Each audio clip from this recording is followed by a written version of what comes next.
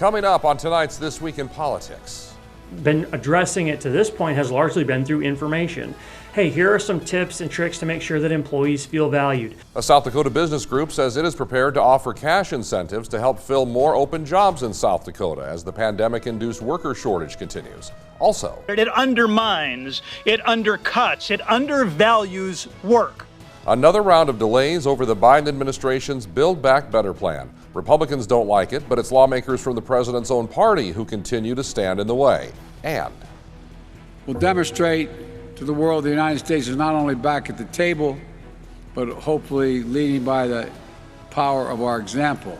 The president says the United States will once again be a global leader in reducing pollution and helping bring climate change under control. We've got a lot to get to tonight. Good evening, everyone. I'm Brian Allen. Thank you for being with us here. We're beginning with continuing coverage of the COVID pandemic, its effects, and new measures to bring it under control. Locally, there are new concerns about COVID mitigation measures at the Smithfield Foods plant in Sioux Falls, which gained national attention, as you know, for being a COVID hotspot. South Dakota Smithfield employees say they are fed up with what they call injustices at that Sioux Falls facility. The union representing Smithfield workers, the United Food and Commercial Workers Local 304A, telling Dakota News Now they believe the company is no longer operating in good faith. The union claiming Smithfield continues to speed lines of production while verbally abusing employees, removing essential sanitation cleanliness measures, and neglecting social distancing. The union says this has resulted in a record number of employees quitting, being injured, and filing grievances. In a statement to Dakota News Now, Smithfield says the company is in full compliance with health and safety recommendations and is in the process of vaccinating its entire workforce. White House Press Secretary Jen Psaki announcing this week she was being treated for a COVID-19 infection. Psaki says she apparently caught coronavirus from one of her family members. In a statement, Psaki says her symptoms have been mild because she received a COVID vaccine. A COVID scare for U.S. Supreme Court Justice Neil Gorsuch this week. Gorsuch called out sick Tuesday but took part in oral arguments via telephone. A spokesperson says he is suffering from a stomach bug and has tested negative for COVID. All this, though, comes just a month after Justice Brett Kavanaugh tested positive for COVID.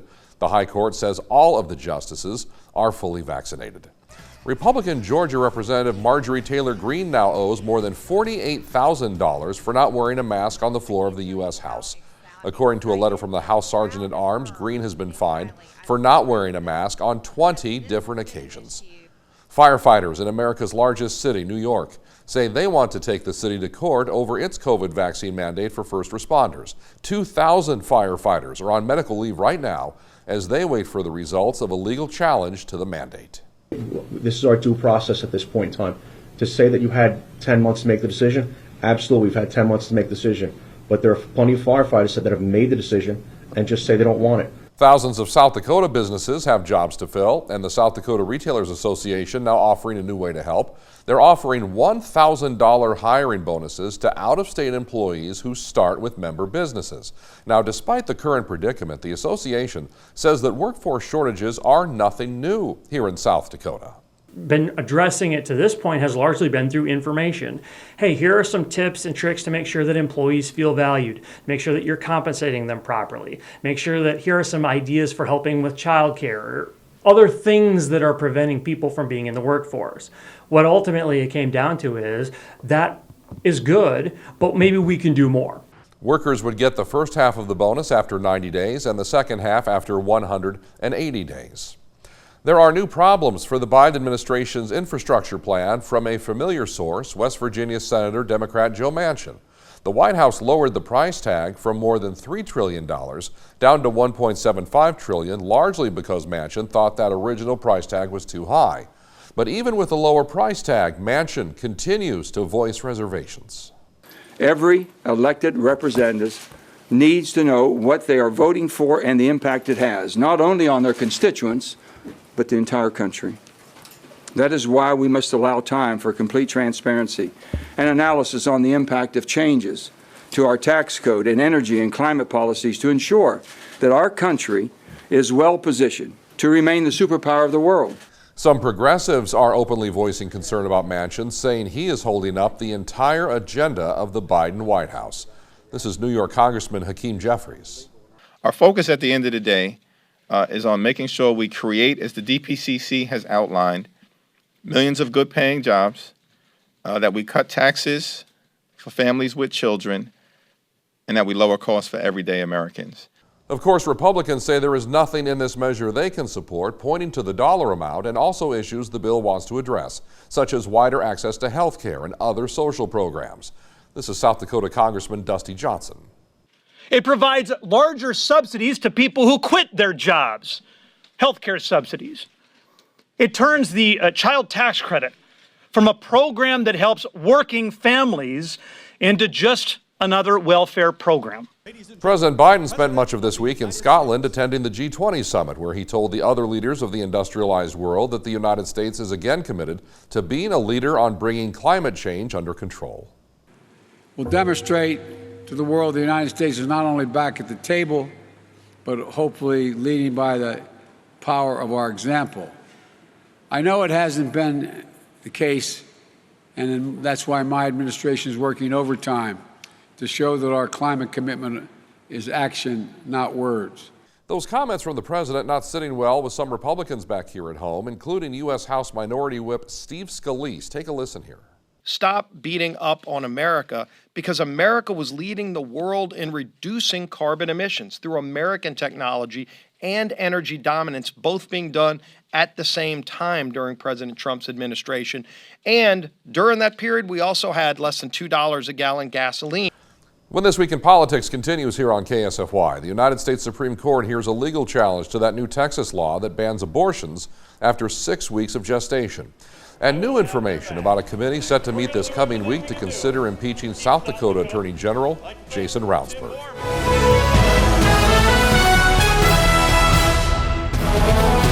And welcome back to This Week in Politics here on KSFY. The United States Supreme Court heard oral arguments this week on a Texas law that bans most abortions after 6 weeks. The court agreed to hear 2 appeals in a fast-track fashion, signaling that the High Court understands these cases to be urgent. Here's Camila Bernal.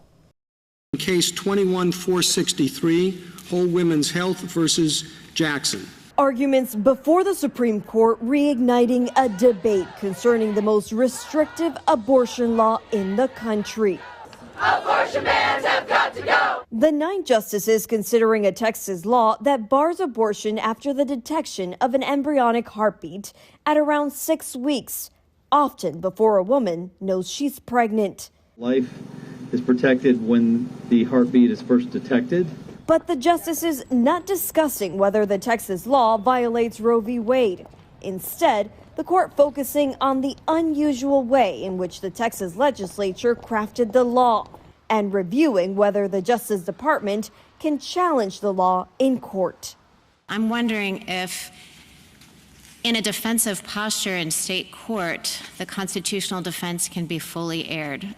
Justice Amy Coney Barrett, a key vote, questioning the structure of the Texas law, and Justices Sonia Sotomayor and Elena Kagan focusing on how the ban creates a model to attack other rights. So this is not limited to abortion. That's the point that's been raised. It's limited to any law that a state thinks it's dissatisfied with. Justice Brett Kavanaugh also signaling there is no danger of the ban's enforcement mechanism being pointed at other constitutionally protected rights, because those rights are more certain than the right to an abortion. I'm Camila Bernal reporting. Meantime, the Speaker of the South Dakota House has finalized his plan to pursue the impeachment of Attorney General Jason Rounsberg for his role in a fatal crash. The Special Investigative Committee on Impeachment will consist of 7 Republicans and 2 Democrats, all of which are either in leadership, attorneys, or former law enforcement officers. In order to have a majority vote on anything, the committee will need 5 of the 9 members to agree. Speaker Spencer Gosh, who will also be on the committee, will only vote in the event of a tie. The first thing I was taught when I got out of law school is the first thing you do is you got to figure out the facts of what happened, both, before Mr. Bover's death and during, and then also after, because that was part of the impeachment inquiry too. A majority of the full state House will still need to vote in favor of Gosh's plan before it will be allowed to move forward. The special session to discuss Rounsberg's impeachment is set to begin on Tuesday. When This Week in Politics continues here on KSFY, South Dakota Senator John Thune voicing open opposition to an idea of giving federal payments to some families who have entered the United States illegally.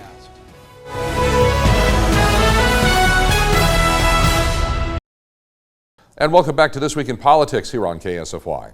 South Dakota Senator John Thune was vocal this week in his displeasure over a Biden administration proposal that would pay $450,000 to immigrant families who were separated from one another at the U.S. border with Mexico during the Trump administration. The payments would be a preemptive deal meant to settle multiple lawsuits that have already been filed against the government for damages as a result of that policy.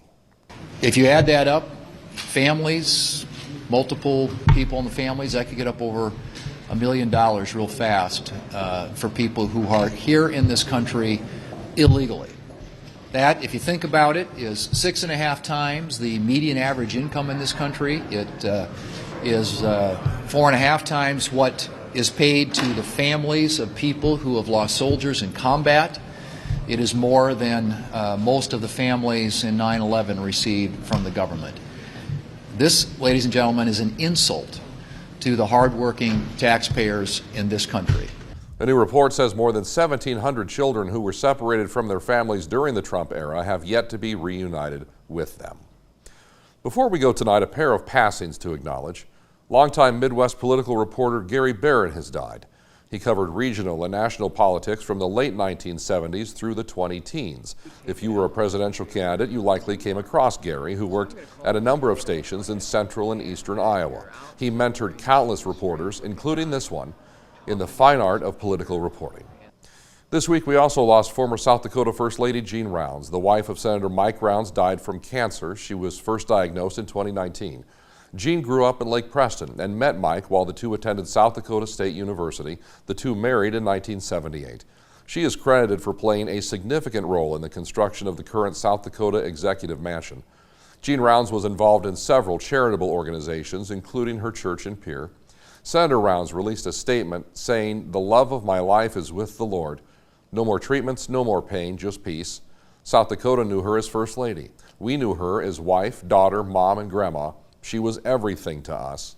Jean Rounds was 65 years old. I'm Brian Allen. Thank you for being with us here tonight. We do hope to see you again next Sunday night at 10:30. And as always, from all of us to all of you, good night now from Courthouse Square.